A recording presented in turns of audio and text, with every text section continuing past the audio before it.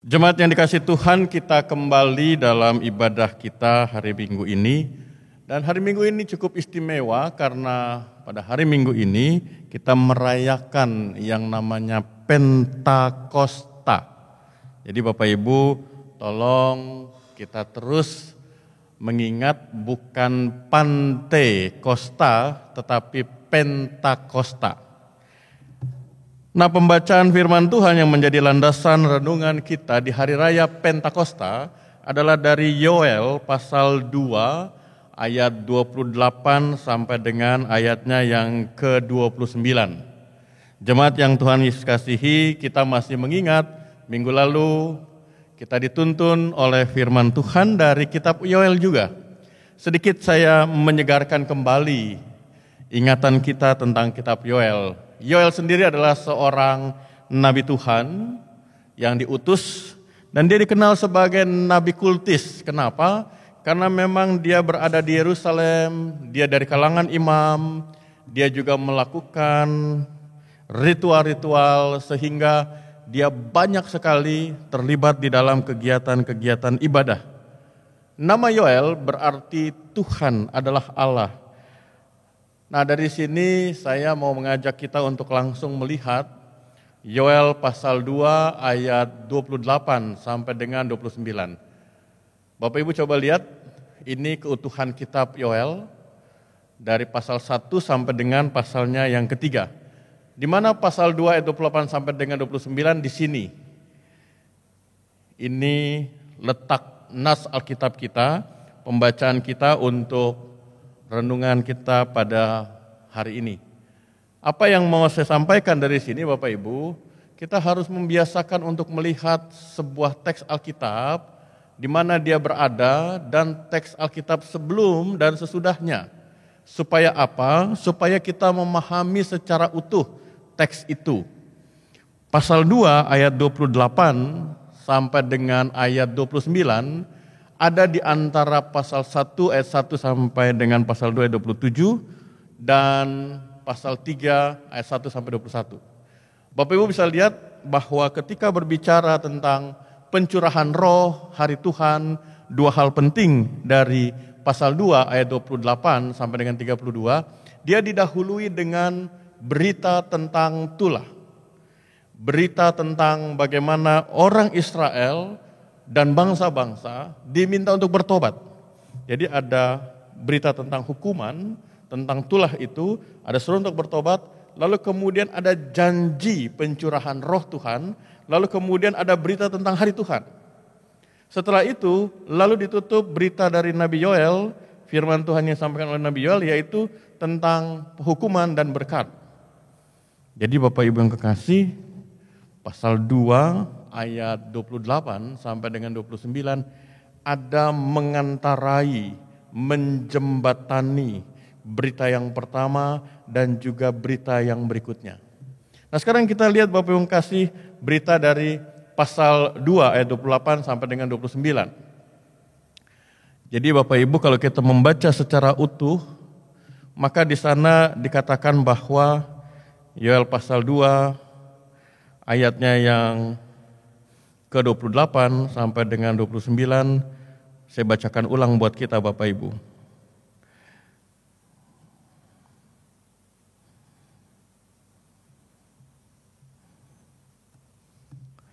Kemudian daripada itu akan terjadi bahwa aku akan mencurahkan rohku ke atas semua manusia.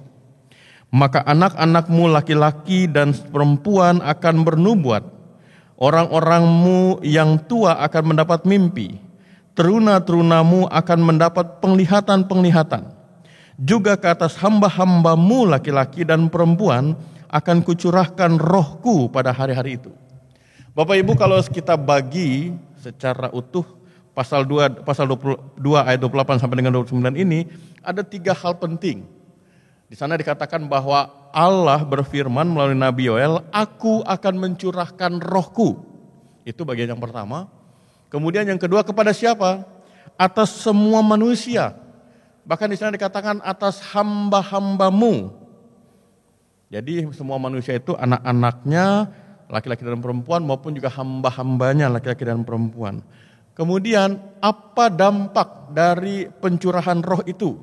Di situ dikatakan bahwa pada hari-hari itu ketika mereka menerima pencurahan roh, maka mereka akan bernubuat, mendapat mimpi dan mendapat penglihatan.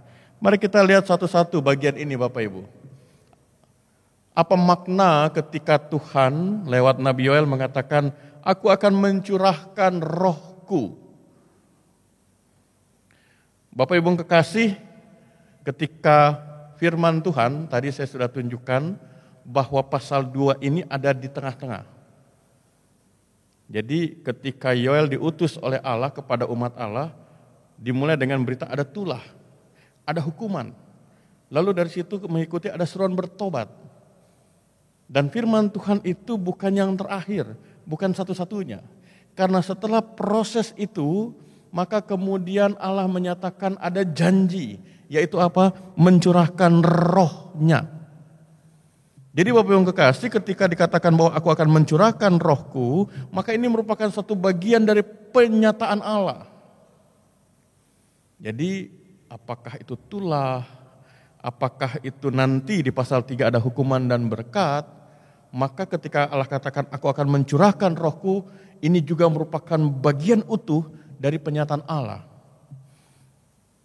Roh Tuhan itu dicurahkan oleh Tuhan sendiri, oleh Allah sendiri.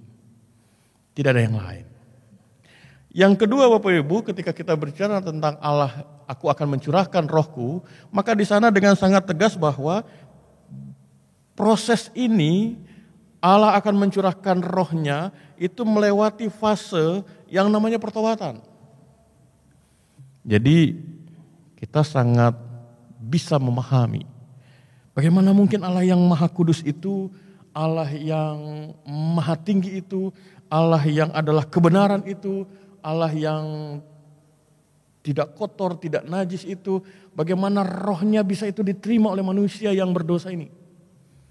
Maka itu Bapak Ibu, saudara sekalian, jangan lepas pasal 2 ini dengan pasal 1. Pasal 1 sudah dibahas minggu lalu. Bahwa ketika Allah mencurahkan rohnya, maka prakondisi sesuatu yang harus dilewati, proses yang dilewati adalah umat harus bertobat. Ketika ada pertobatan itu, maka umat itu dipulihkan. Sehingga apa? Sehingga ketika Allah mencurahkan rohnya, maka semua manusia, kata-kata ini sangat, firman Tuhan ini sangat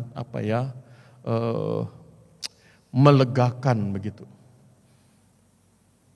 Jemaat yang dikasihi Tuhan, tidak bisa disangkal bahwa firman Tuhan yang kita warisi dalam bentuk tertulis Alkitab dengan kanon 66 kitab, itu ada dalam setting budaya konteks zaman dari orang-orang Israel. Tetapi firman Tuhan itu ketika disampaikan lewat nabi, lewat umat dan lain sebagainya, karena sumbernya adalah Allah, jemaat bisa perhatikan, Bapak Ibu Saudara bisa perhatikan. Firman Tuhan itu tidak ditunggangi, tidak dikerdilkan oleh masa zamannya atau oleh umat Allah.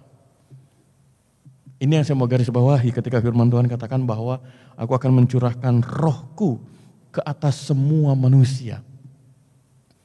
Semua manusia. Itu artinya bahwa ketika Tuhan lewat Nabi Yoel menyampaikan harus bertobat, maka yang bertobat itu semua manusia. Bukan hanya umat Allah, tapi semua manusia. Dan pertobatan itu menjadi penting, kenapa? Karena manusia yang tadinya mengkhianati Allah, menyangkal Allah, menodai, mencederai segala ibadah dan sebagainya, itu kembali dalam situasi yang baru, kondisi yang baru, di mana mereka berada dalam, bisa dikatakan kembali ke jalannya Tuhan, kembali dalam kriteria kualifikasi, kembali dalam image yang Tuhan mau. Sehingga tidak ada lagi pertanyaan, bagaimana mungkin roh Allah, roh dari Tuhan itu bisa masuk kepada manusia yang berdosa. Allah mencurahkan rohnya itu kepada semua orang yang mau bertobat, mau dipulihkan. Nah karena itu Bapak Ibu saudara kasih, jemaat yang Tuhan kasihi, ketika ada firman Tuhan lewat Nabi Yoel, aku akan mencurahkan rohku ke atas semua manusia, maka poin penting ini menjadi prinsip yang disampaikan lewat Nabi Yoel. Bahwa ketika Allah berkenan mencurahkan rohnya, bukan untuk membuat orang yang menerima roh Tuhan itu menjadi merasa lebih dari manusia yang lain, bukan. Mohon maaf, kita bisa tahu, kita bisa mengerti kalau ada orang Kristen gereja yang terjerumus dengan eksklusivitas, bahkan dengan supremitas, kesombongan. Karena merasa sudah menerima roh Tuhan, lalu merasa bahwa roh saya lain. Saya tidak cocok untuk di GPIB kasih karunia, karena rohnya masih rendah. Wow, luar biasa Bapak Ibu. Yoel mengatakan bahwa Allah mencurahkan roh Tuhan, rohnya dicurahkan ketika ada manusia yang mau bertobat.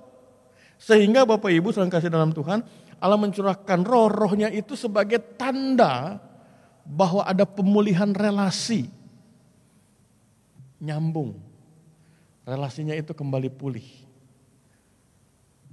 Jadi ketika seseorang yang percaya menerima pencurahan roh dari Allah, maka apa yang ia terima dari Allah itu bukan untuk menjadi kebanggaan bahkan kesombongan dirinya.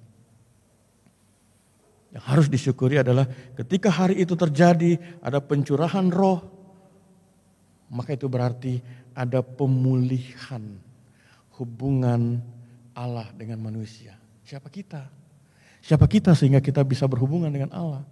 Allah itu pencipta, Allah itu pemilik, Allah itu berkuasa. Dalam sekejap hidup kita bisa berubah di dalam tangan kuasanya.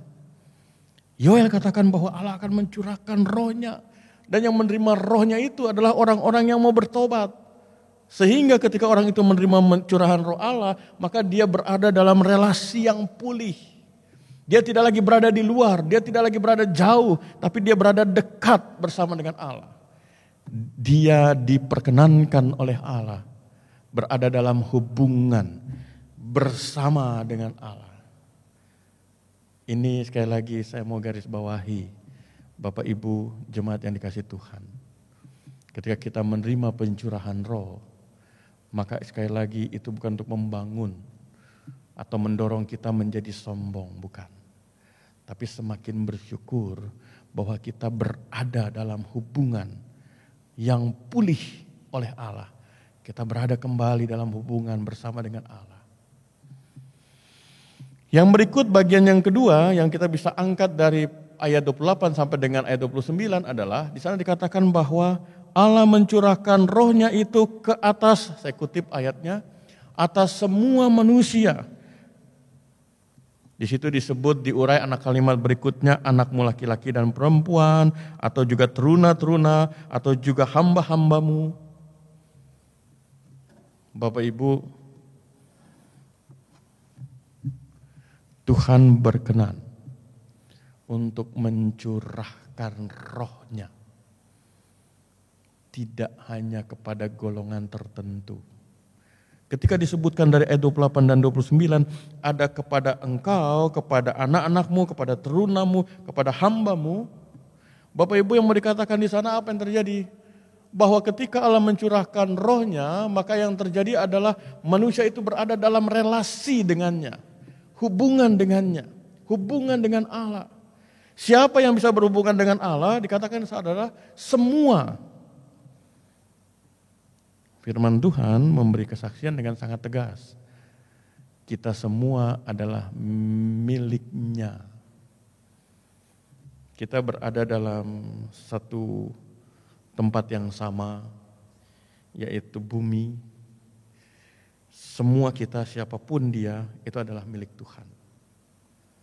Bahkan bukan hanya bumi, planet-planet, matahari dan lain sebagainya, itu juga adalah miliknya. Nah kita yang tinggal di bumi, Kita yang dari suku bangsa apapun, dengan latar belakang daerah, negara dan lain sebagainya, dengan latar belakang kelas ekonomi, tingkat pendidikan dan lain sebagainya, dikatakan dalam kitab Nabi Yoel bahwa Allah akan mencurahkan rohnya kepada siapa? Semua manusia. Ini menjadi penting buat kita untuk kita di-refresh, disegarkan kembali. Mohon maaf,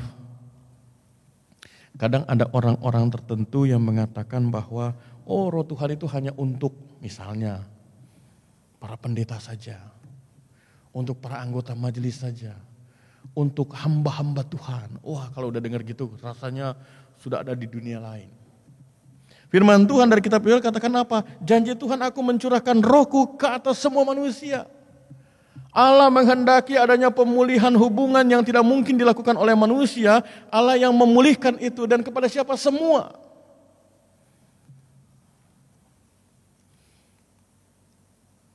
Tidak ada batas. Maaf, pada masanya gereja sempat terperosok di dalam kekerdilan, sikap dan tindakan sebagai gereja Tuhan. Pada masanya gereja merasa lebih berhak. Dan pada masanya umat Allah, keturunan Abraham, orang Israel itu juga merasa lebih berhak. Bandingkan, kalau Bapak Ibu membaca dan mengingat kisah para rasul, baik Petrus maupun Paulus, ketika mereka mau pergi memberitakan Injil keluar Yahudi, keluar Yerusalem, mereka dianggap tidak melakukan apa yang Tuhan mau. Mereka dianggap sebagai pengkhianat. Mereka dianggap sebagai orang-orang yang sudah salah jalan. Demikian halnya pada masanya ketika abad ketiga sampai dengan abad pertengahan, lalu kemudian para misionaris, para sendeling itu bekerja, lalu kemudian berangkat ke Asia. Pada masanya pimpinan-pimpinan gereja pada saat itu mengatakan, enggak usah. Di sana itu tidak ada manusia. Kalaupun ada manusia itu tidak layak. Dan sekarang juga kalau kita mau cermati secara kritis, masih ada sikap-sikap seperti itu. Firman Tuhan melalui Nabi Yoel katakan bahwa aku mencurahkan rohku ke atas semua manusia. Baik anakmu, baik terunamu, baik hambamu. Tidak ada batas. Keliru kalau gereja yang adalah pewaris dan penerus, bahkan yang membawa karunia Allah itu membatas-batasi, mengkotak-kotakan hidup. Bahkan mengkotak-kotakan, ini yang layak, ini yang tidak. Keliru, Allah sendiri tidak mengkotak-kotakan, kenapa gereja mengkotak-kotakan? Keliru kalau misalnya masih ada orang Kristen yang mengkotak-kotakan, itu layak, ini tidak layak. Yang punya otoritas untuk mengatakan layak atau tidak layak menerima rohku, kata firman Tuhan, ya Tuhan sendiri. Jangan pernah merampas atau mencuri kemuliaan dan otoritas Tuhan. Jadi Allah mengaruniakan, mencurahkan rohnya kepada semua manusia dan tidak ada batas. Hal yang berikut dikatakan bahwa karenanya kita atau umat Allah menerima karunia itu, menerima curahan roh itu harus siap dan harus sedia untuk dijumpainya. Kenapa? Karena kembali lagi kepada pasal 1 tadi, bahwa umat yang menerima pencurahan roh itu adalah umat yang bertobat. Umat yang mau menerima segala konsekuensi dengan komitmen mau menjalani hidup bersama dengan Allah. Dan ketika Allah memberikan karunia itu, memberikan curahan rohnya, maka mereka sedia. Sengaja saya pilih kata siap dan sedia. Karena otoritas itu hanya ada pada Allah. Kita tidak bisa mengatakan, saya Tuhan, saya mau menerima rohmu, saya mau menerima karunia-karunia itu, saya lebih berhak. Tidak. Semua itu ada pada Allah sendiri. Karena itu Bapak Ibu yang kekasih dalam Tuhan, ketika kita menerima berita firman dari Yoel, kita dibukakan, diingatkan kembali. Bahwa ada janji Tuhan, Allah mencurahkan rohnya. Dan ketika Allah mencurahkan itu, dia menghendaki ada perubahan, ada pembaharuan dalam hidup umatnya. Dan apa yang ia berikan adalah untuk semua. Tidak dikotak-kotakan, tidak dibatas-batasi. Nah yang menarik, Bapak Ibu yang kekasih dalam Tuhan, bagian yang berikutnya. Kalau kita sudah memahami bahwa Allah mencurahkan rohnya kepada siapapun, pada semua manusia, tidak ada batas-batas, maka kita yang siap dan sedia untuk dijumpainya, menerima pencurahan rohnya, kita lihat apa yang dikatakan kitab Yoel. Ya, saya sengaja ambil ilustrasi gambar ini ya, bahwa ternyata memang tidak mudah untuk ikut satu ibadah dengan baik dan benar. Ternyata tidak mudah untuk mendengar khotbah. Saya ingat Bapak Ibu, saudara sekalian, jemaat yang terkasih, ketika awal-awal saya baru jadi pendeta, saya berhasil mengantar jemaat untuk berada dalam suasana roh kalau sudah mulai masuk khotbah. Maksudnya apa? Ketika saya sudah mulai, Bapak Ibu yang kekasih, kita bersama mau merenungkan firman Tuhan, maka mereka duduk, diam, dan berada dalam roh. Artinya tidur, begitu. Nah Bapak Ibu yang kekasih dalam Tuhan, ketika orang itu menerima pencurahan roh Allah, maka di sana dikatakan bahwa ada output, ada keluarannya, ada yang kelihatan. Apa itu? Di sana dikatakan bahwa anakmu laki-laki dan perempuan akan bernubuat, orang tua akan mendapat mimpi, teruna-teruna akan mendapat penglihatan. Jadi bernubuat, kemudian mendapat mimpi, kemudian penglihatan. Bapak Ibu yang kekasih, itu adalah karunia yang dilakukan, diberikan oleh rohnya. Jadi kalau orang itu, umat Allah itu menerima pencurahan roh, di Yoel disebutkan 3 hal atau 3 jenis begitu ya. Orang itu bisa bernubuat, orang itu bisa mendapat mimpi, orang itu bisa mendapat penglihatan. Bapak Ibu kekasih, apa itu bernubuat? Bernubuat itu adalah firman Tuhan yang diberikan kepadanya, yang berisi tentang sesuatu di masa depan, baik itu janji, baik itu teguran, baik itu penghiburan, baik itu berkat dan lain sebagainya. Untuk siapa? Untuk seseorang, untuk umat Allah, atau untuk banyak orang yang akan terjadi pada masa depan. Kata kuncinya, nubuat itu adalah firman Allah. Bapak Ibu Saudara bisa mengerti ya, bahwa nubuat itu adalah firman Allah. Kenapa saya ulangi? Karena sekarang, bukan hanya sekarang, dari dulu, orang sering sebut bahwa saya bernubuat, dia bernubuat. Tapi yang disampaikan bukan firman Allah. Namanya nubuat, profesi. Tapi isinya bukan firman Allah. Di sini kita sama-sama mau diingatkan oleh firman Tuhan, bahwa ketika orang itu menerima pencurahan roh Allah, maka roh Allah yang berdiam, roh Allah yang menuntunnya akan memberikan karunia. Apa itu? Salah satunya adalah bernubuat. Dan bernubuat itu berangkat dari firman Tuhan yang diterima. Dan namanya firman Tuhan, maka yang disampaikan adalah kepentingan Tuhan. Yang disampaikan adalah kepentingan banyak orang, bukan kepentingan kelompokku, bukan kepentingan apaku, bukan. Saya ingat dalam satu kesempatan, waktu tahun 2000, waktu itu saya masih bertugas di salah satu jemaat GPIB di Kepulauan Riau. Kami kumpul, pertemuan para hamba Tuhan, gereja-gereja yang ada di sana. Dan waktu itu Bapak Ibu kalau kita masih ingat, maaf saya sedikit mengangkat kembali kenangan kita, sejarah. Pada masa itu 99-2000 itu banyak sekali gereja di Indonesia yang dibakar. Lalu saat itu seorang hamba Tuhan dia berdiri. Dia katakan begini, saya bernubuat Indonesia akan tergenang oleh darah. Kenapa? Karena banyak gereja Tuhan yang di bumi hanguskan. Wah, Bapak Ibu pada saat itu ketika saya mendengar, wow, berini juga ya, merinding juga begitu. Tetapi kembali lagi, apakah itu memang firman Tuhan? Atau hanya penglihatannya dia, atau apa yang dia pikirkan, dia bayangkan? Tidak sedikit ada orang yang mengatakan bahwa ini nubuat, ini nubuat, ini nubuat. Padahal yang disampaikan bukan firman Allah. Jadi kita bisa lihat Bapak Ibu yang kasih dan saudara sekalian, bahwa orang itu menerima pencurahan roh, maka roh Allah inilah yang mendrive, yang mengendalikan, yang mengaruniakan karunia itu. Jadi bukan orang itu.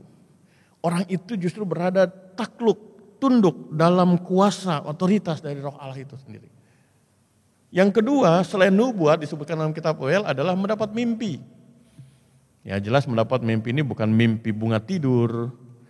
Dalam Alkitab kita bisa melihat bagaimana ada kesaksian bahwa mimpi bisa menjadi sebuah media untuk menyampaikan pesan dari Tuhan. Salah satunya yang cukup kita kenal mimpi Firaun dan juga mimpi Nebukadnezar.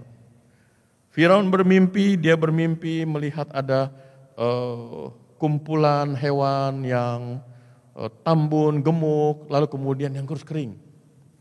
Tidak ada yang bisa menafsirkan itu. Dan pada saat itu Yusuf, anak Yakub, diberikan karunia oleh Allah dan sehingga dia bisa menafsirkan mimpi itu. Yang mau berbicara bahwa Mesir pada masanya 7 tahun akan kelimpahan dan 7 tahun akan paceklik. Bukan hanya Mesir, tapi bangsa-bangsa sekitar. Dengan ditafsirkan itu, lalu Firaun membuat strategi untuk ketahanan pangan dan lain sebagainya. Yusuf ditunjuk sebagai menteri, lalu kemudian Mesir bisa terhindar dari kelaparan yang dahsyat. Bahkan Yakub dari Kanaan dan bangsa-bangsa lain datang ke Mesir untuk menghindari kelaparan yang dahsyat itu. Mimpi bisa menjadi media untuk Tuhan menyampaikannya. Yusuf salah satu yang kita bisa lihat dalam hidupnya, Tuhan banyak berbicara kepada Yusuf melalui media mimpi. Bahkan ketika dia masih anak-anak, dia masih teruna, Tuhan juga memberikan mimpi kepada dia. Bagaimana dia bermimpi tentang matahari, bagaimana bintang-bintang dan lain sebagainya, yang dikatakan di sana bahwa mimpi itu mempunyai makna bahwa dia akan dihormati oleh saudaranya. Tapi karena pada saat itu saudara menganggap bahwa Yusuf masih kecil, Yusuf ini bukan siapa-siapa, mereka marah. Bapak Ibu, saudara kasih dalam Tuhan, mimpi digarisbawahi bisa menjadi salah satu media. Jadi bukan satu-satunya. Jadi jangan Bapak Ibu kalau nanti malam mimpi terus telepon saya gitu, Pak Pendeta tadi malam saya mimpi ada naga gitu. Ya tidak selalu. Karena itu kata kuncinya kembali lagi bahwa ketika kita mendapatkan itu, kita bertanya sama siapa? Sama yang memberikan karunia, yaitu roh Allah yang dicurahkan bagi kita. Nah yang ketiga yang disebutkan dalam kitab Yoel adalah penglihatan, vision. Ini bicara ke depan. Kalau dalam bahasa psikolog ada disebut yang namanya deja vu. Saya kok tiba-tiba melihat nanti akan begini. Terus ketika saya mengalami, kayaknya saya sudah pernah tahu. Berapa tahun lalu tuh saya sudah pernah seperti ini. Firman Tuhan melalui kitab Yoel dan juga kesaksian kitab yang lain dikatakan bahwa ada karunia Allah, yaitu yang namanya vision, disingkapkan sesuatu yang akan terjadi di masa depan. Kitab Wahyu kepada Yohanes maupun kitab Daniel itu menjadi kitab-kitab yang menunjukkan kepada kita bagaimana Allah memberikan penglihatan akan masa depan. Ini sekali lagi kata kuncinya adalah Allah yang memberikan penglihatan itu. Bukan manusia dan diri manusia itu yang meramal, mereka-reka, bukan. Itu berbeda sama sekali. Jadi otoritas dan itu hak prerogatifnya Allah. Kepada siapa mau diberikan? Kepada siapa saja yang Tuhan berkenan. Jadi tidak harus pendeta yang mendapat penglihatan, enggak. Hanya orang tertentu, enggak. Kalau Tuhan katakan untuk dia dikasih. Dan tentu tujuannya adalah untuk menyatakan sesuatu yang Tuhan mau. Jadi karunia penglihatan itu berbeda dengan yang namanya peramal. Bapak Ibu, sesuatu yang saya pikir cukup miris. Indonesia dikenal sebagai negara religius country, religious nation. Tetapi kalau sudah mulai tanggal 31 Desember, Bapak Ibu coba perhatikan. Siaran-siaran televisi maka akan dipenuhi dengan siaran-siaran wawancara dengan ahli Feng Shui, dengan peramal, entah itu Mama Lemon, bukan Mama siapa itu namanya. Ya, pokoknya mama-mama semua lah itu. Belum ada yang namanya papa itu ya. Nah itu diramal, dan orang percaya gitu. Tahun depan akan begitu. Bapak Ibu, kita hargai kearifan lokal. Tapi sebagai orang percaya, maka harusnya kearifan lokal ini diterangi oleh firman Tuhan. Jangan terbalik. Firman Tuhan jangan sampai digagahi sehingga kehilangan lagi kuasa dan powernya sebagai firman Tuhan. Maka itu ketika dikatakan bahwa Allah akan mencurahkan rohnya, maka orang yang menerima roh Allah itu ada yang lain lagi. Dia juga bisa menerima karunia dari roh itu. Kalau di sini disebutkan ada nubuat, ada mimpi dan juga ada penglihatan. Kalau kita bandingkan dengan surat Korintus, Paulus katakan ada 9 karunia. Dan bukan hanya itu, ada lagi yang lain. Tapi kata kuncinya Bapak Ibu yang kasih, roh Allah itu yang mengendalikan sumber karunia itu dan yang menuntun orang yang menerima karunia. Nah dari sini jemaat Tuhan kita sama-sama mau melihat, saya mau mengajak kita merefleksikan Yoel 2 ayat 28 sampai dengan 29. Kita ada di hari raya Pentakosta. Nah ini dia.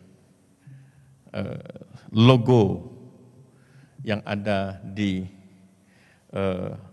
stola maupun di kain mimbar Pentakosta. Saya mau mulai dengan cerita yang rekan vikaris pada waktu itu, dan sekarang beliau ada di Sulawesi Utara tapi tidak melanjutkan tugas kependetaannya. Beliau dulu vikaris di Kasih Setia, yaitu vikaris Yanoruru. Kalau di antara jemaat ada yang masih ingat beliau. Jadi beliau pernah cerita pada waktu kami sama-sama dibimbing oleh Bapak Pendeta Sihite. Waktu itu beliau sudah di GPIB Jemaat Petrus. Lalu beliau pada masa Pentakosta beliau katakan begini, Ruben, ngana tahu, kita senang sekali dapat kesempatan khotbah di hari Pentakosta. Karena kan jarang Bapak Ibu, bukan jarang, hanya 1 kali dalam 1 tahun. Dan kalau sudah 1 kali 1 tahun itu yang dia senang itu karena dia juga punya ketalenta seni begitu. Dia bilang itu bagus, DP simbol logonya bagus sekali. Tapi Ruben katanya, dia senior saya, Vikaris Yanoruru pada waktu itu. Dia senior saya di kampus juga. Dia katakan begini, Ruben ngana tahu, kita saking semangatnya mau khotbah itu keturunan Roh Kudus. Kita selalu lihat itu kain mimbar, kita selalu lihat itu ya kain mimbar di mimbar tengah dan juga mimbar liturgos. Jadi waktu mulai khotbah kita bilang begini, Bapak Ibu tahu, coba lihat ini Roh Kudus. Kita tunjuk itu kain. Dia sambil peragakan itu. Dan ternyata Bapak Ibu, rupanya koster gereja tidak cek lagi. Karena dia tunjuk lalu kemudian dia senggol ini, ternyata paku payungnya copot. Terus dia kemudian secara spontan refleks dia bilang, oh kasihan Roh Kudus jatuh katanya. Bapak Ibu kasih ini cerita yang pada waktu vikaris begitu ya. Yang mau dikatakan bahwa ya sontak pada waktu itu jemaat langsung ketawa, masa Roh Kudus jatuh gitu. Bapak Ibu kasih sebagai gereja hari Kamis yang lalu kita merayakan, minggu lalu kita merayakan tanggal 21 Mei, merayakan hari kenaikan. Itu sesuatu yang, oh ya hari kenaikan, tapi tidak populer. Pentakosta juga nyaris tidak populer, kenapa? Karena jatuh hari Minggu. Bahkan orang mungkin banyak yang ini hari apa ya, hari apa ya. Padahal Bapak Ibu kasih, ketika kita bicara Pentakosta, maka kita bukan bicara soal burung merpati sebagai penampakannya atau lidah-lidah api. Pentakosta, Bapak Ibu, kita harus bicara tentang pribadi Allah, yaitu Allah Roh. Di mana kita dapatkan? Dalam Injil kita bisa melihat pada peristiwa pembaptisan Yesus di Sungai Yordan. Ketika ia keluar dari Sungai Yordan, maka di situ dikatakan terdengarlah suara, lalu ada burung merpati. Beberapa penafsir mengatakan disitulah dinyatakan yang namanya penyataan tentang ketritunggalan Allah. Pribadi Bapa, pribadi Anak, dan pribadi Roh Kudus. Nah Bapak Ibu kasih, ketika bicara Roh Kudus, maka sebenarnya kita harus melihat dengan baik bahwa Roh Kudus, siapa Roh Kudus itu? Dia bukan Allah ketiga, bukan. Dia bukan Allah yang nomor 3, dia di bawahnya Anak, di bawahnya Bapa, bukan. Tapi Roh Kudus itu adalah Roh Allah. Kejadian pasal 1 ayatnya yang kedua di sana dengan jelas mengatakan bahwa dia adalah Allah, dia adalah Allah yang berkuasa dan dia adalah pencipta. Bapak Ibu coba kita lihat dalam Kejadian pasal 1 ini ayatnya yang kedua, di sana dikatakan begini Bapak Ibu.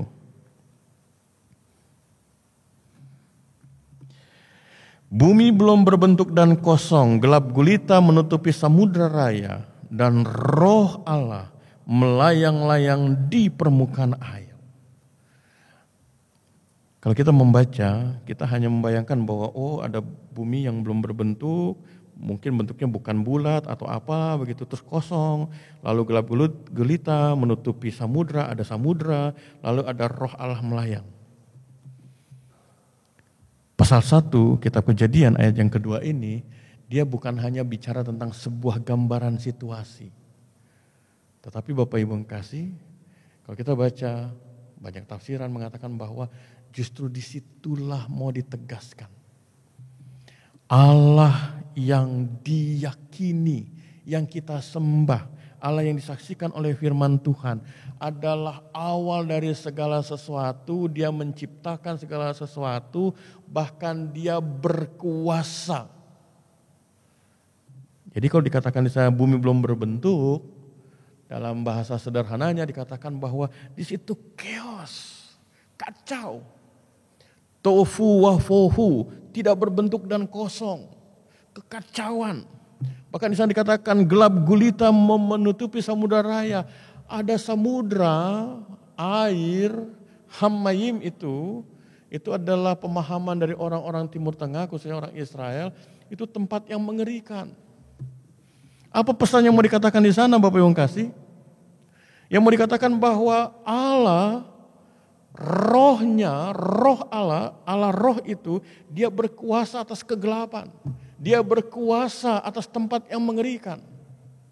Dan dia adalah pencipta. Dari chaos to kosmos. Dari ketidakteraturan menjadi sesuatu yang berteratur. Dari kegelapan menjadi terang. Roh Allah bukan Allah peringkat ketiga. Tapi roh Allah adalah Allah itu sendiri. Dia sejak awal Alkitab sudah menunjukkan eksistensinya. Dia mencipta alam semesta ini. Yang berikut Bapak Ibu saudara kasih dalam Tuhan, bicara roh Allah, maka kita juga mendapatkan apa yang dikatakan oleh Tuhan Yesus di dalam Yohanes pasalnya yang ke-14. Di sana dikatakan bahwa roh Allah itu adalah roh yang menghibur, roh yang menyertai, roh yang punya kuasa. Bapak Ibu kalau kita lihat dalam Yohanes 14 ayat 17 sampai dengan 18, saya baca buat kita. Roh Allah itu, Roh Kudus itu adalah yaitu roh kebenaran. Dunia tidak dapat menerima dia sebab dunia tidak melihat dia dan tidak mengenal dia. Tetapi kamu mengenal dia sebab ia menyertai kamu dan akan diam di dalam kamu. Aku tidak akan meninggalkan kamu sebagai yatim piatu, aku datang kembali kepada kamu. Kalau saya boleh tanya kepada Bapak Ibu jemaat sekalian, pernahkah Bapak Ibu pergi ke tempat yang jauh, sepi, tidak ada orang di sana? Apa yang Bapak Ibu rasakan? Karena mungkin bukan hanya ke tempat yang jauh. Mungkin Bapak Ibu, saudara sekalian pernah mengalami satu situasi, ada loneliness, rasa kesunyian diri, walaupun Bapak Ibu saudara ada di tengah orang banyak, tapi sepertinya tidak ada yang mengerti saudara, Bapak Ibu sekalian. Pernah nggak punya pengalaman itu? Kata Tuhan Yesus dalam Injil Yohanes dikatakan apa? Kita tidak pernah sendiri. Kita tidak pernah sendiri. Kenapa?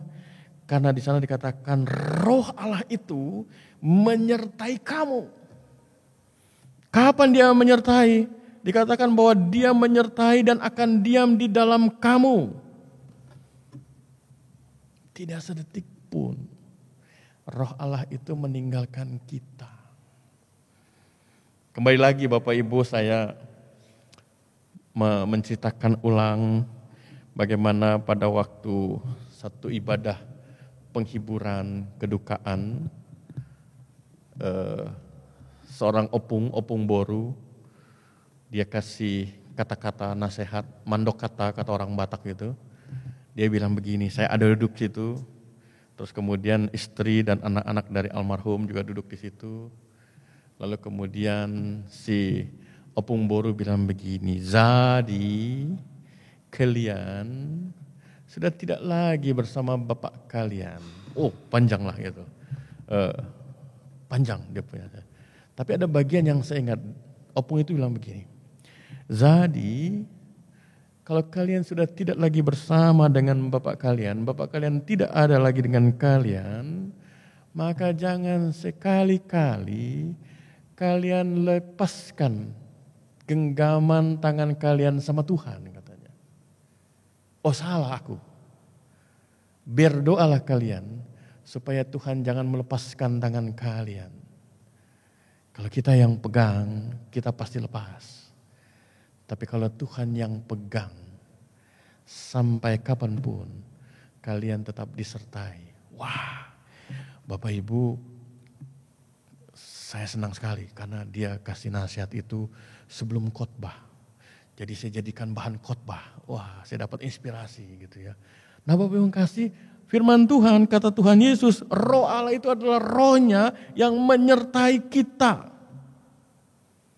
Di dunia ini, dalam kehidupan ini Bapak Ibu kita boleh ketemu dengan orang besar, dengan kesulitan besar, dengan kuasa yang besar dan lain sebagainya. Tapi ingat bahwa di dalam diri kita sebagai orang percaya, sebagai miliknya, dia ada menyertai kita. Dia ada menyertai kita. Bahkan di sana dikatakan Bapak Ibu kalau membaca ayat yang ke-26, masih pasal 14, Injil Yohanes dikatakan apa? Tetapi penghibur, yaitu Roh Kudus yang akan diutus oleh Bapa dalam namaku, dialah yang akan mengajarkan segala sesuatu kepadamu dan akan mengingatkan kamu akan semua yang telah kukatakan kepada kamu. Bapak Ibu, kalau tadi saya sampaikan bahwa kita tidak pernah sendiri, dalam kesulitan, dalam apa, Tuhan menyertai kita, Rohnya menyertai kita, wah rasanya senang gitu. Tapi ada bagian yang kita tidak suka. Bahwa ketika kita disertai oleh Rohnya, maka ayat 26 katakan apa? Dia juga mengajarkan kepada kita segala sesuatu dan mengingatkan apa yang sudah Tuhan katakan. Kenapa saya katakan tidak suka? Karena ketika kita menjalani hidup ini, kita hidup di dalam dunia ini yang masih banyak godaan dan segala macam tawaran-tawaran. Dan ketika godaan-godaan itu menjebak kita, menjerat kita, lalu kemudian dalam diri kita akan mengatakan begini, ingat itu gak boleh, Tuhan gak mau yang begitu. Nah, kadang-kadang di situ konflik. Dan kita kadang-kadang, gak apa-apa lah. Dalam hidup iman, dalam hidup percaya kita tidak bisa standar ganda. Giliran butuh baru kita teriak-teriak, giliran kita tidak butuh atau tidak sesuai dengan kesenangan kita tidak mau. Gak bisa. Yang diam dalam diri kita, yang diam dalam kehidupan kita, Roh Allah itu, dia menyertai kita dan dalam penyertaannya dia mengajarkan kita. Mestinya kalau kita bandingkan lagi dengan kitab Yoel pasal yang pertama tadi, kalau kita sudah bertobat, mestinya suara roh, tuntunan roh itu tetap menjadi damai sejahtera. Kata dunia nggak enak, nggak nikmat. Tapi kan kita bukan mencari kenikmatan. Kita kita memelihara keselamatan. Nah, yang berikut, apa kata firman tentang roh Allah? Roh Allah itu dia pencipta, dia menyertai, dia memimpin. Kesaksian dari Yohanes pasal yang ke-16 ayat 13 dan Roma pasal 8 dikatakan apa? Ini masih kaitannya dengan pasal 14:26 bahwa orang yang menerima roh Allah, dia dipimpin hidupnya. Malah dikatakan dalam Roma 8, orang yang dipimpin roh Allah itulah tandanya dia anak Allah. Itu artinya apa? Bandingkan dengan surat Yakobus. Misalnya dikatakan bahwa kenapa manusia sering jatuh dalam dosa? Bukan karena ada iblis yang besar. Bukan karena ada iblis yang licik. Itu bisa saja. Tapi ada keinginan yang dibuahi. Artinya apa? Artinya dalam hidup kita sehari, waktu demi waktu, kita dikalahkan oleh keinginan-keinginan daging itu. Nah, disinilah pentingnya hidup dalam roh dan dipimpin oleh roh. Bahwa kita mau ditundukkan dari segala keinginan kita itu. Kita mau ditundukkan supaya apa? Supaya kita menjalani hidup dan merayakan keselamatan yang Tuhan karuniakan. Yohanes pasal 16 ayatnya yang ke-13. Bapak Ibu, kita bisa lihat kata Tuhan Yesus, tetapi apabila ia datang yaitu roh kebenaran, ia akan memimpin kamu dalam seluruh kebenaran. Sebab ia tidak akan berkata-kata dari dirinya sendiri, tetapi segala sesuatu yang didengarnya itulah yang dikatakannya. Dan ia akan memberitakan kepadamu hal-hal yang akan datang. Bapak Ibu, Roh Kudus, Roh Allah ada dalam kehidupan kita, dia memimpin langkah, arah dan tujuan perjalanan hidup kita. Karena itu di sana dikatakan bahwa ia adalah roh kebenaran dan memimpin kita kepada mana? Ke dalam seluruh kebenaran. Jadi mestinya orang percaya yang menerima roh Allah itu day by day, waktu demi waktu, hari demi hari, makin hari dia akan berjalan lurus dan makin lama makin menanjak. Itu yang Tuhan Yesus katakan dalam Matius 5 ayat 48, hendaklah kamu sempurna, perjalanan kita menuju pada kesempurnaan. Kenapa? Karena sorga, karena bicara tentang Firdaus adalah hidup bersama dengan Bapa. Siapa? Allah yang sempurna.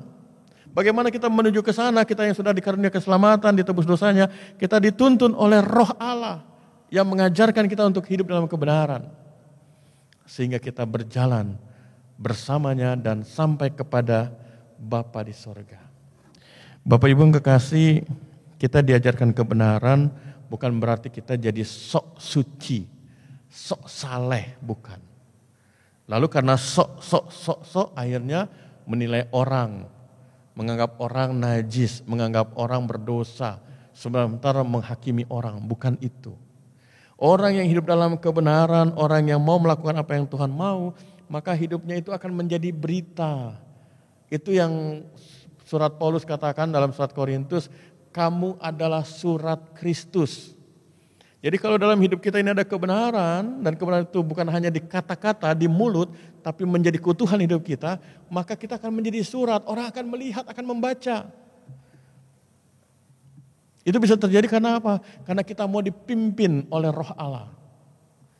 Sebelum kita berpikir, lalu kemudian ada pikiran-pikiran jelek, Tuhan tolong saya supaya saya tidak jatuh dalam prasangka, dalam pikiran yang busuk dan lain sebagainya, maka kita dituntun pikiran kita dalam kebenaran. Sebelum hati kita makin jauh, makin dalam, makin sakit, makin busuk, kita bilang, Tuhan tolong saya supaya jangan sampai hati saya ini jadi rusak. Maka kemudian kita akan dituntun. Demikian pun sebelum kita mengucapkan kata-kata.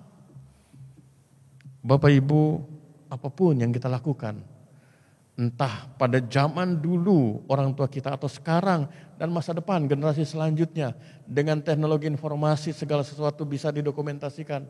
Bapak Ibu, apa yang kita lakukan, apa yang kita ucapkan itu tidak akan pernah kembali.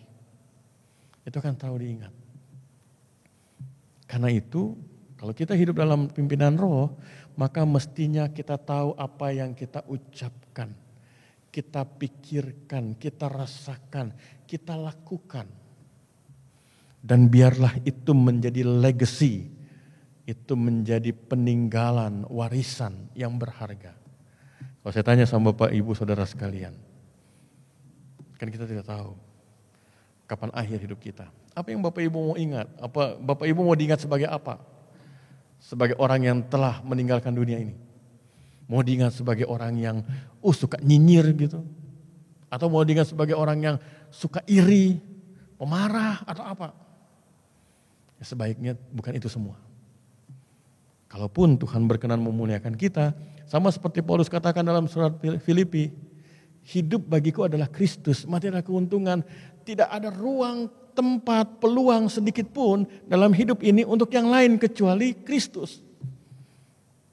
Jadi lewat kata, perbuatan, pikiran, hati dan lain sebagainya, maka apapun yang Tuhan percayakan, maka kita muliakan Dia. Itu artinya bukan kita semua yang mendengar firman ini kemudian semuanya mendaftar sekolah teologi terus jadi pendeta, bukan. Tapi kita mau melakukan apa yang Tuhan mau. Itu yang dikatakan bahwa roh itu memimpin. Dan kalau kita ingat kata Tuhan Yesus, baiklah engkau hambaku yang setia. Mulai dari mana? Dari perkara-perkara sederhana. Itu bisa kita lakukan sekali lagi. Karena apa? Karena roh Allah yang memimpin.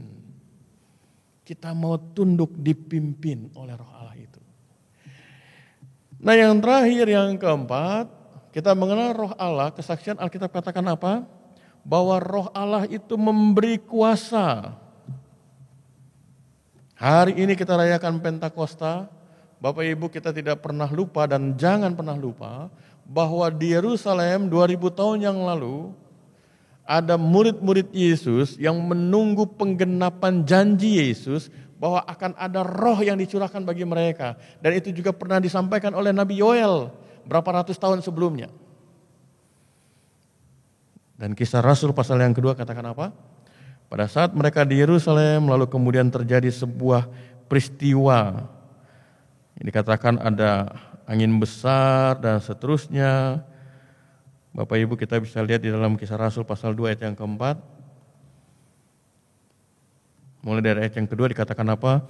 Tiba-tiba turunlah dari langit suatu bunyi seperti tiupan angin keras yang memenuhi seluruh rumah di mana mereka duduk. Dan tampaklah kepada mereka lidah-lidah api, seperti nyala api yang bertebaran hingga pada mereka masing-masing.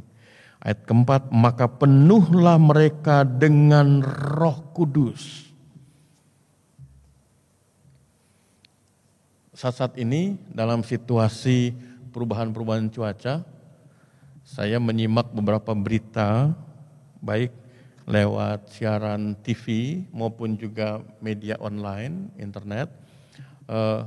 Ternyata di Amerika itu yang terkenal dengan tornadonya, ternyata beberapa kali terjadi peristiwa. Jadi tornado itu kalau sudah sekali lewat itu, maka apapun yang dilewati itu akan terbang, gitu, akan terangkat. Entah itu mobil, satu kali saya lihat berita itu, sapi pun terangkat yang besar itu, gitu, rumah, gitu. Nah kesaksian Kisah Rasul pasal 2 katakan apa? Tiba-tiba turun dengan suatu bunyi seperti tiupan angin keras. Kita bisa bayangkan ini ya. Ketika di Yerusalem orang berkumpul pada hari raya Pentakosta menurut orang Yahudi, hari raya panen, hari raya syukur. Disitulah murid-murid Kristus menerima penggenapan janji Kristus. Yaitu mereka menerima Roh Kudus. Ditandai dengan apa? Ada lidah api dan lain sebagainya. Nah yang menarik adalah bahwa Roh Kudus itu dikatakan di sana memampukan mereka untuk berkata-kata dalam bahasa lain. Jadi dalam bahasa aslinya atau tafsiran mengatakan ini yang disebut dengan karunia berbahasa dalam bahasa lain. Saya orang Indonesia, saya tidak belajar bahasa Jepang, saya tidak belajar bahasa Mesopotamia, Ethiopia, tapi kemudian karena Roh Kudus saya bisa dalam bahasa Indonesia, lalu orang yang mendengar entah Ethiopia atau orang dari kutub utara, mereka bisa mengerti. Itu yang disebut dengan kriptolalia. Jadi bahasa itu di-encode ke bahasa yang lain. Siapa yang melakukan? Yang melakukan itu Roh Kudus. Lalu yang berikutnya Bapak Ibu dalam surat Paulus, di dalam surat Korintus ada lagi karunia dalam bahasa roh.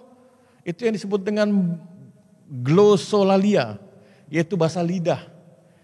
Jadi dalam satu ibadah tiba-tiba misalnya di pojok sana ada yang dalam berdoa terus kemudian bahasanya gitu. Tidak dimengerti. Kata Paulus, kalau itu yang terjadi maka harusnya jemaat berdoa, supaya apa? Supaya dimengerti apa yang Tuhan mau lewat karunia bahasa roh itu. Nah yang lebih penting adalah, Paulus katakan dalam 1 Korintus 12 dan 1 Korintus 14, bahwa Allah mengaruniakan itu, karunia-karunia itu, untuk apa? Supaya kita diberi kuasa melakukan apa yang Tuhan mau. Bapak Ibu yang kekasih dalam Tuhan, kadang kita sedih. Sedihnya kenapa? Karena sampai hari ini karunia-karunia dari Roh Allah, Roh Kudus, itu seringkali diambil, dirampas. Lalu kemudian dijadikan milik. Bahkan kemudian tidak sungkan-sungkan ada orang-orang tertentu kemudian buka kursus, dalam tanda petik, mengajarkan karunia-karunia itu. Betul kata Paulus, kejarlah kasih dan usahakan diri untuk memperoleh karunia. Tetapi Paulus menggarisbawahi bahwa karunia itu adalah dari Roh Allah. Bukan milik kita. Bukan milik kita. Lalu bagaimana dengan jemaat GPIB yang jarang sekali bicara tentang bahasa roh, bicara mujizat, nubuat dan lain sebagainya. GPIB sebagai gereja Tuhan tidak pernah alergi tentang hal itu. Kalau misalnya di dalam ibadah ini tiba-tiba ada yang karunia, ya kita datang, kita berdoa sama Tuhan. Karena GPIB juga adalah gereja Tuhan. Jangan kita menganggap itu semua adalah hal-hal yang sesat, jangan. Karena itu disebutkan dalam Alkitab. Nah yang perlu untuk kita jaga adalah bagaimana karunia-karunia itu betul-betul digunakan sesuai dengan yang Tuhan mau. Tetapi dalam kesempatan ini Bapak yang kasih, firman Tuhan dengan landasan berita dari kitab Yoel yang kemudian saya ajak untuk merefleksikannya untuk mengingat peristiwa Pentakosta 2000 tahun yang lalu, Bapak Ibu, maka yang pertama yang penting buat kita lihat adalah bahwa ketika ada pencurahan roh yang kita sama-sama harus perbuat. Allah mencurahkan rohnya karena dia memulihkan relasi manusia kepada Allah. Apa yang lebih istimewa Bapak Ibu daripada karya Allah yang memulihkan hubungan kita dengannya? Orang mungkin bisa berteriak, bisa berseru sama Tuhan. Tuhan ini musim kering, turunkan hujan. Tuhan turunkan hujan, oh senang sekali. Tuhan kami kelaparan, turunkan makanan, oh Tuhan kasih, senang sekali. Tetapi Bapak yang kasih, Alkitab mengajarkan kepada kita sebagaimana kesaksian hidup umat dan jemaat bahwa kita diajarkan bukan untuk mencari Tuhan karena apa. Tapi kita datang kepada Tuhan karena Dia berkenan. Dia menjumpai kita, Dia memulihkan kita. Nah kalau kita sudah berada dalam hubungan dengan Dia, dekat dan intim dengan Dia, Bapak Ibu, jangankan cuma hujan, jangankan cuma makanan, kalau Dia berkenan segala sesuatu bisa terjadi dalam sekejap. Karena itu Bapak Ibu, saudara sekalian, sebagai pribadi yang percaya akan karya Allah, firman Tuhan pada hari ini, kita merayakan hari raya Pentakosta, Tuhan mengaruniakan rohnya kepada semua. Pada saya, kepada Bapak Ibu sekalian. Sebagai apa? Sebagai miliknya. Yang mau bertobat dan mau dipulihkan. Dan yang kedua, ketika Tuhan memulihkan itu Bapak Ibu yang kasih, jelas firman Tuhan Yohanes pasal 14 katakan apa? Roh Tuhan itu tinggal dalam kita dan menyertai kita. Mungkin kita pernah kecewa dengan orang-orang terdekat kita. Mungkin kita pernah marah dengan situasi hidup kita. Mungkin kita pernah gagal dan lain sebagainya. Mungkin kita terlalu lama meninggalkan rumah Allah, gereja Tuhan. Tidak menginjak rumah Tuhan lagi. Sudah sekian lama. Mungkin kita pernah melakukan itu. Tapi firman Tuhan katakan, yang tidak mungkin dilakukan oleh Tuhan, meninggalkan kita. Dia menyertai kita. Roh Tuhan menyertai kita. Diam di dalam kita. Dan kalau dalam perjalanan hidup percaya kita, kesetiaan kita, lalu kemudian roh Allah itu berkenan, mengaruniakan karunia-karunia-Nya, maka itu adalah bagian dari kuasanya. Untuk apa? Untuk kita sama-sama dijadikan alat Tuhan untuk membawa damai, sejahtera, menyatakan kasih Tuhan, menyatakan penyataan Tuhan bagi banyak orang. Itu bukan milik kita. Karunia-karunia itu milik Allah. Entah bernubuat, mendapat mimpi, penglihatan, atau menyembuhkan orang sakit, atau melakukan mujizat, berbahasa roh, dan lain sebagainya. Itu semua dari Allah. Rohnya yang memampukan kita untuk membawa damai sejahtera. Saudara, mari kita rayakan Pentakosta. Dengan apa? Dengan kita menghayati pemulihan yang Tuhan lakukan. Dan menghayati kehadiran rohnya dalam hidup kita.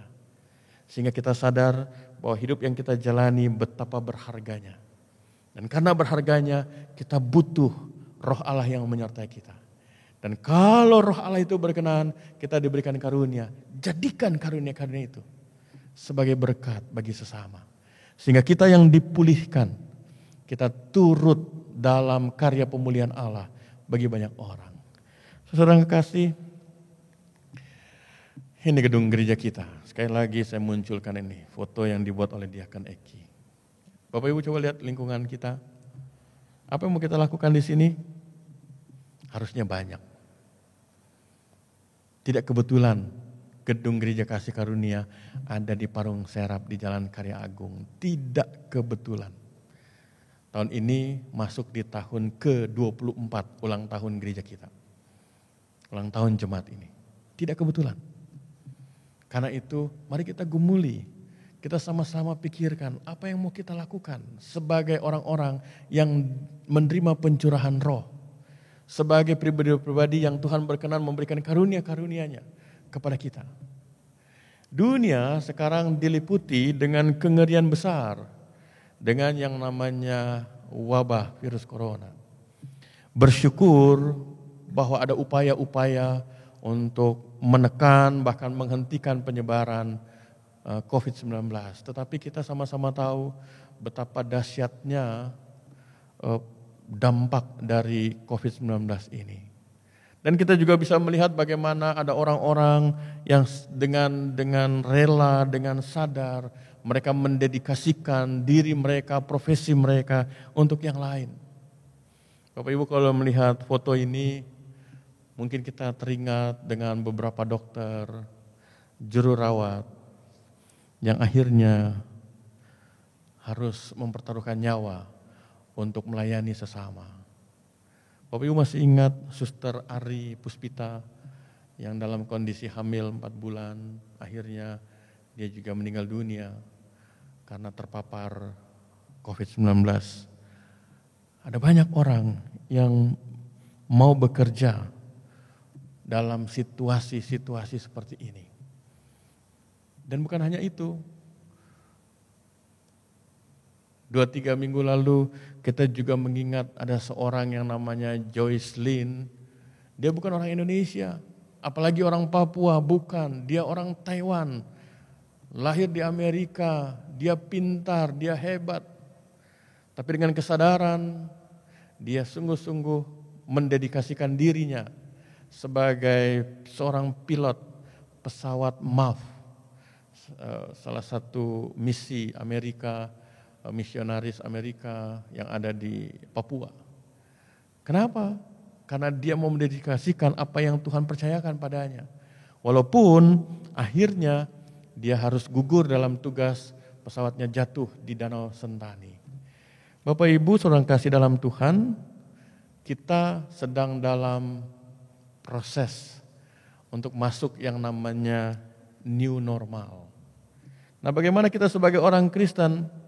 Tentu kita sadar kita ada di Indonesia yang begitu kaya, yang begitu besar, yang begitu banyak berkat Tuhan bagi negara ini.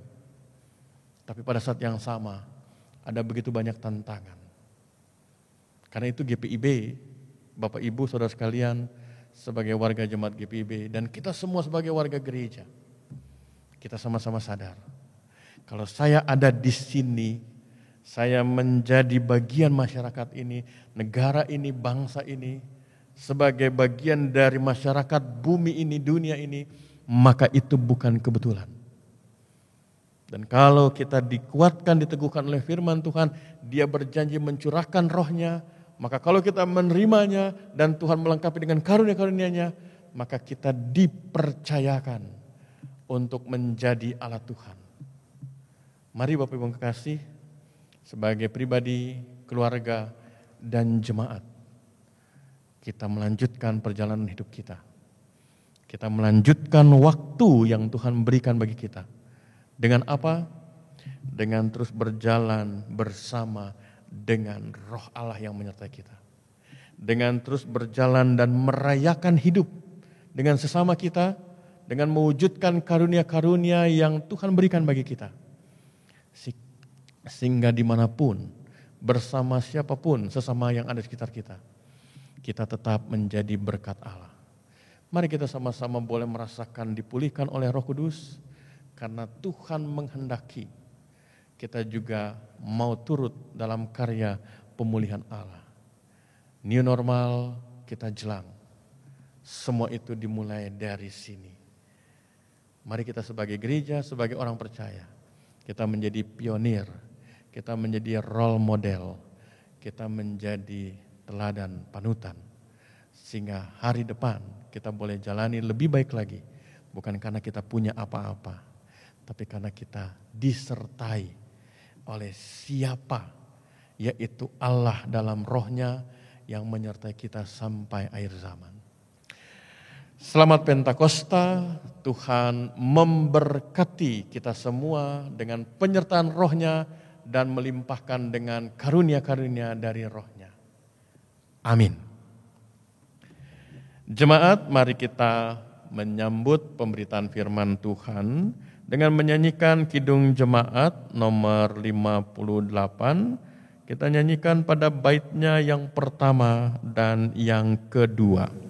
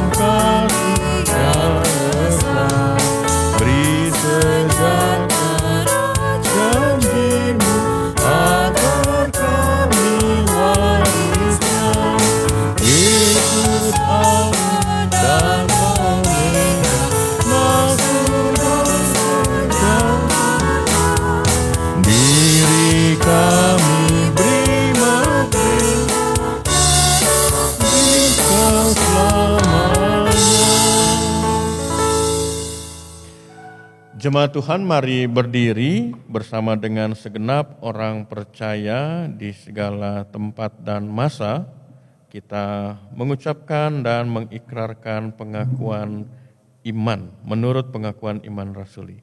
Dengan hati dan mulut kita mengaku, aku percaya kepada Allah, Bapa yang Maha Kuasa, Khalik langit dan bumi, dan kepada Yesus Kristus, anaknya yang tunggal Tuhan kita, yang dikandung daripada Roh Kudus, lahir dari anak darah Maria, yang menderita di bawah pemerintahan Pontius Pilatus, disalibkan, mati dan dikuburkan, turun ke dalam kerajaan maut. Pada hari yang ketiga bangkit pula dari antara orang mati, naik ke sorga, duduk di sebelah kanan Allah, Bapa yang Maha Kuasa, dan akan datang dari sana untuk menghakimi orang yang hidup dan yang mati. Aku percaya kepada Roh Kudus, gereja yang kudus dan am, persekutuan orang kudus, pengampunan dosa, kebangkitan daging, dan hidup yang kekal. Silakan duduk. Jemaat Tuhan, mari kita bersatu di dalam doa syafaat. Mari kita berdoa. Tuhan Allah yang bertata dalam kerajaan surga, kami sungguh bersyukur karena pada hari ini kami kembali Tuhan berikan kesempatan untuk merayakan satu hari yang besar, yaitu bagian utuh dari karya keselamatan Tuhan bagi kami umat milik Tuhan. Hari Pentakosta, Engkau menggenapi janji mencurahkan Roh-Mu bagi kami semua umat yang percaya. 2000 tahun yang lalu para rasul menerima pencurahan Roh, dan dari situ terjadilah peristiwa karya besar bagi kehidupan dunia ini.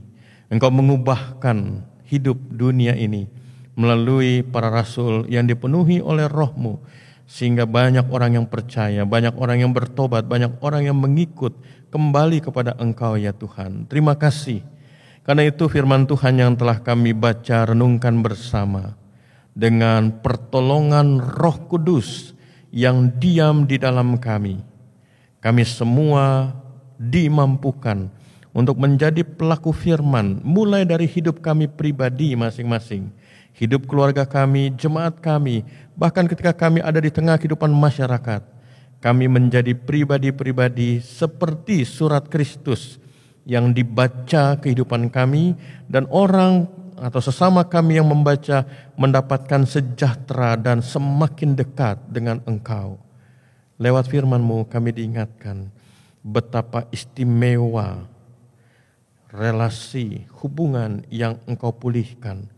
Kami Engkau perkenankan untuk berada dalam hubungan dengan Engkau, dekat dengan Engkau ya Allah. Kami bersyukur untuk kasih karunia Tuhan bagi kami.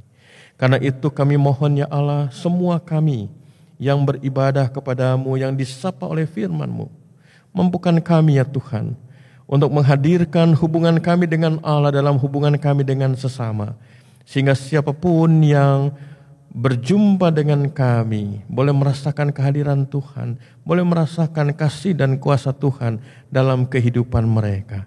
Roh Kudus, tolong sertai dan bimbing kami untuk terus hidup dalam kebenaran, untuk terus dengan kuasa-Mu menyatakan kehendak-Mu bagi banyak orang. Terima kasih ya Tuhan. Dalam doa kami saat ini ya Allah, kami mau berdoa untuk keadaan situasi yang masih kami hadapi sebagai masyarakat dunia, khususnya dengan wabah COVID-19 ini. Ya Tuhan, kami percaya kami semua adalah milik-Mu. Kami mohon hikmat-Mu bagi para pemimpin bangsa, bagi para ilmuwan. Tuhan memberkati sehingga apa yang mereka lakukan untuk memulihkan kehidupan bersama masyarakat, bangsa, bahkan kehidupan umat manusia menghadapi COVID-19 ini, itu boleh kami capai bersama. Dan kiranya dengan pengalaman bersama menghadapi situasi COVID-19 yang membungkam kami semua, Tuhan karuniakan hikmat-Mu bagi kami semua, pribadi, keluarga, gereja, masyarakat, bahkan bangsa-bangsa, untuk menjaga, memelihara berharganya hidup ini. Biarlah kerakusan, keserakahan kami, ketamakan kami pada masa-masa yang lalu, ketidakberesan, ketidakteraturan, kebobrokan yang lalu yang kami lakukan, itu kami tinggalkan. Dan biarlah ketika kami masuki situasi hidup yang baru, dengan tatanan yang baru, kami Tuhan mampukan untuk menjaga kehidupan bersama lebih baik lagi. Kehidupan bersesama lebih bermakna lagi. Terima kasih Engkau memberkati juga Bapak Presiden Joko Widodo, Bapak Wakil Presiden Kiai Ma'ruf Amin, beserta jajaran Menteri Kabinet, khususnya Menteri Kesehatan, dan juga khususnya Panglima TNI dan juga Kapolri yang bersama dengan gugus tugas penanganan, percepatan penanganan penyebaran COVID-19, Tuhan memberkati dari tingkat pusat sampai ke daerah-daerah, sehingga mereka dengan hikmat-Mu bekerja sama, bahu-membahu, memberikan segala yang terbaik bagi bangsa dan negara ini. Kami percaya ada berkat Tuhan bagi mereka. Kami berdoa juga Tuhan untuk setiap tenaga medis yang terus berjibaku waktu demi waktu dan dengan rela memberikan pelayanan yang terbaik bagi pasien COVID-19. Tuhan, kami percaya para tenaga medis, dokter, jururawat, bahkan seluruh unsur yang ada di dalamnya, termasuk juga relawan-relawan, Tuhan memberkati mereka. Terlebih keluarga mereka yang harus melewati hari-hari di mana mereka berada dalam penantian untuk anggota keluarga mereka, istri, suami, orang tua yang bertugas dalam situasi saat ini. Kami berdoa juga Tuhan untuk masyarakat secara luas. Kami mohon hikmat-Mu menuntun kami sebagai anggota masyarakat, sehingga kami turut berpartisipasi dalam upaya-upaya untuk menghentikan, menekan penyebaran COVID-19 dengan hidup sehat, dengan kedisiplinan, dengan ketaatan, bahkan dengan segala kebijakan protokol kesehatan yang sudah diberikan pada kami. Terima kasih ya Tuhan. Saat ini kami mau berdoa bersahati untuk jemaat kami. Kami tetap berdoa untuk kegiatan peribadahan yang berlangsung, yang saat-saat ini karena pertemuan konvensional belum diizinkan, belum dibuka. Kami mohon Tuhan Engkau tetap memberkati peribadahan yang didukung dengan pelayanan dalam bentuk online melalui media-media elektronik dan juga internet.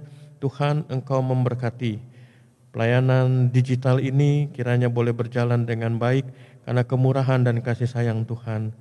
Rekan-rekan kami khususnya Diakan Eki Mambu, Bapak Edo Watihelu, Saudara Yori Hitipiu, dan Saudara Mesah Sukabdi, bahkan juga para pemusik, dan juga Bapak Dias, Ibu Tin, karyawan kantor yang mendukung pelayanan ini, para pelayan PAPT, Pendeta Lia, Vikaris, Kristi, dan semua kami. Kiranya Tuhan berkati, sehingga semua pelayanan ini sungguh boleh menjadi berkat bagi kehidupan jemaat kami.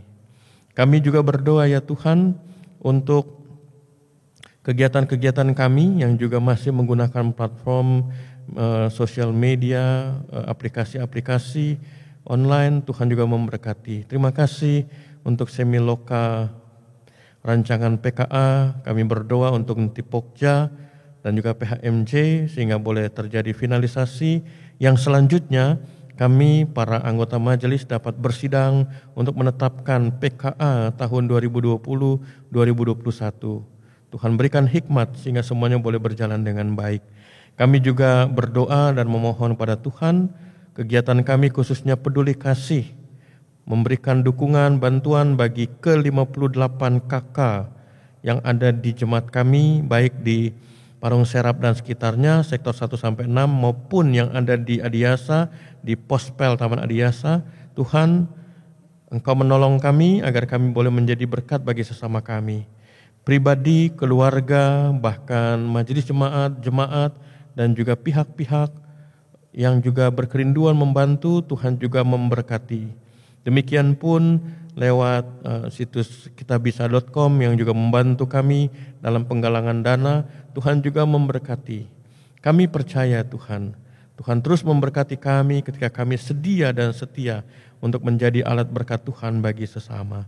Terima kasih kami berdoa ya Tuhan untuk saudara kami, jemaat kami yang saat ini masih dalam pergumulan, dalam kondisi kesehatan yang melemah, kurang fit. Kami berdoa untuk Bapak Aha Siregar dan Ibu Kristi Siregar Simanungkalit. Kami berdoa untuk Ibu Elia Wasti Pandi. Kami berdoa untuk Saudari Kristi Sukabdi. Kami juga berdoa untuk Bapak Sabar Saragi.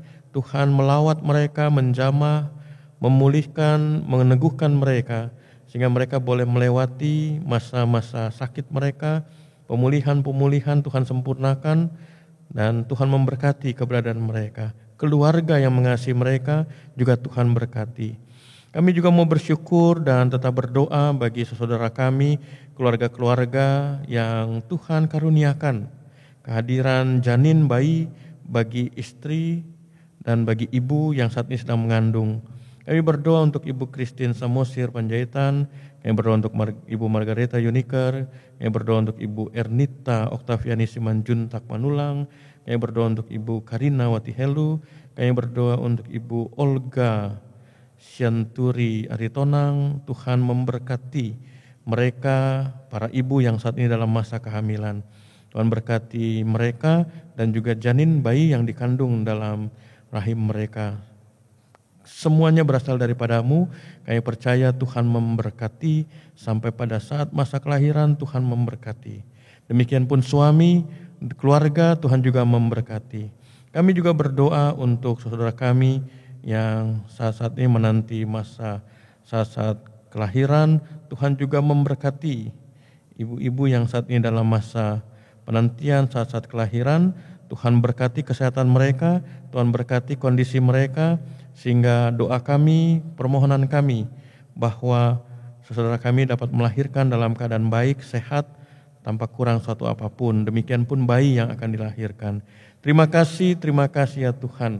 Kami mengingat Ibu Riris Mayor, istri dari almarhum Bapak Lexi Mayor, yang saat ini juga dalam masa pemulihan karena beberapa waktu lalu terkena serangan stroke. Tuhan juga menolong dan memberkati proses pemulihannya. Terima kasih ya Tuhan. Kami berdoa untuk saudara kami, keluarga-keluarga dalam pekan ini.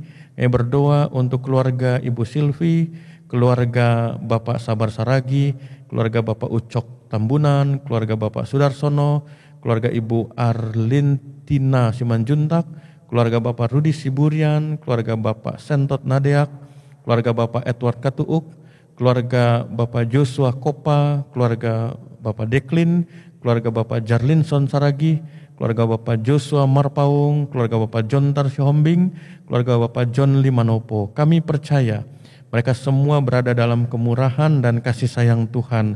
Bahkan kami mau bersyukur untuk saudara kami yang menerima pertambahan usia pada pekan ini. Kami berdoa untuk Bapak Ober Sijabat, untuk Michael Herianto, untuk Deborah Yohana, untuk Ibu Yunike Boham Lumi, untuk Bapak Sabar Ganda Silaban, untuk Rehan Trinugroho, untuk Yohanes Nababan, untuk Ratesa Kakak Ponto, untuk Bapak Ucok Tambunan, untuk Billy Stanley Uli, untuk Zevanya Manangka, untuk Kristi Yunita, untuk Jeremia Evan Nurgiantoro, untuk Bapak Johannes Tampanguma, untuk Bapak Agnes Tri Wahyudi, untuk Margaret Brilian Sitorus, untuk Yohanes Tambunan, untuk Bapak Anoto Nahura, untuk Bapak Tardiono, untuk Bapak Suyatno, untuk Ibu Surya Kedita Panjaitan, untuk Ibu Dortia Riwurohi, untuk Kristabel Tambayong, untuk Ibu Karina Watihelu, untuk Tonca Ardileseo,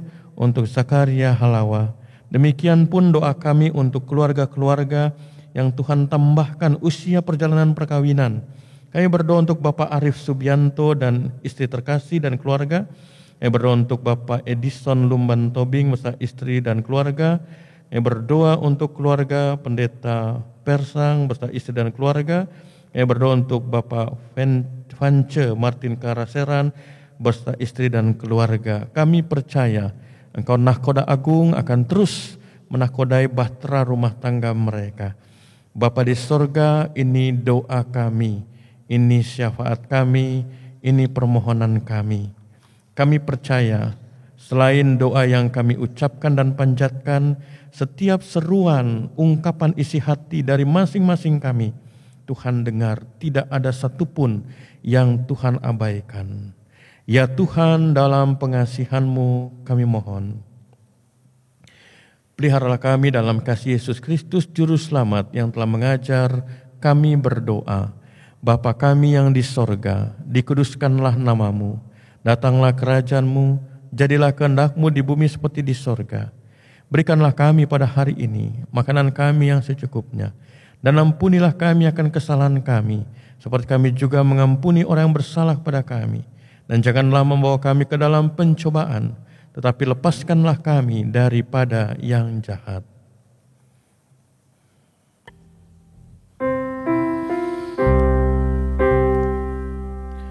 Karena Engkaulah yang mempunyai kerajaan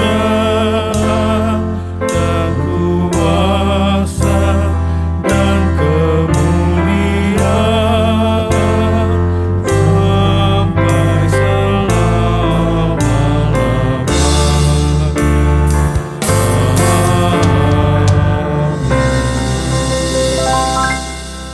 Jemaat Tuhan, silakan dilanjutkan dengan bagian ibadah berikutnya, yaitu ucapan syukur dan juga pengutusan. Kiranya ibadah kita berkenan di hadapan Tuhan dan kita menerima berkat-berkat daripada Tuhan. Selamat melanjutkan ibadah, Tuhan memberkati.